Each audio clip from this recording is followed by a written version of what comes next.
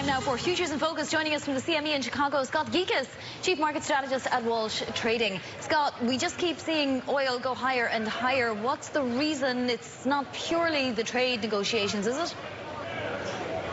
Well, there's a lot of different factors going into this. So we have refinery rate is expected to move up. U.S. and North America are aggressively trying to add supply and build their reserves. So with the trade war talks, the biggest thing with that is if we get a little bit of a break or an ease in tariffs, the demand in China should just pretty much explode. And that's what you're seeing, a little bit of a price continue to move up. I mean, we've been moving straight up for the last 3 or 4 days in a row.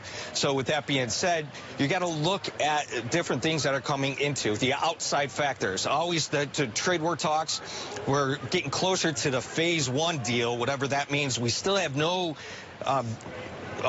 clear idea of what that phase 1 is going to actually be.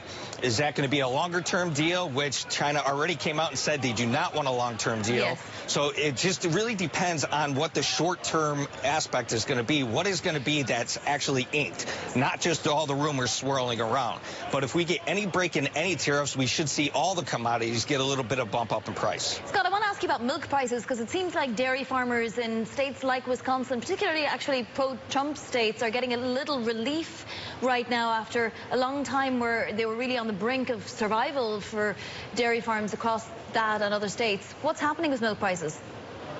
Yeah, well, the milk farmers have been in about a 5-year glut. So with this big move up in milk, it's helping them a lot. But the farmers just in general across the board, they've been under so much stress for this year between the trade war talks, the bad weather, and everything going out that, back and forth. Now, this Friday, we have a big supply and demand report for the grains. That's going to determine which way we're going to be moving forward in the next couple of weeks. Scott, thank you for that. That is Scott Gecas, Chief Market Strategist at Walsh Trading, joining us from the CME for Futures in Focus.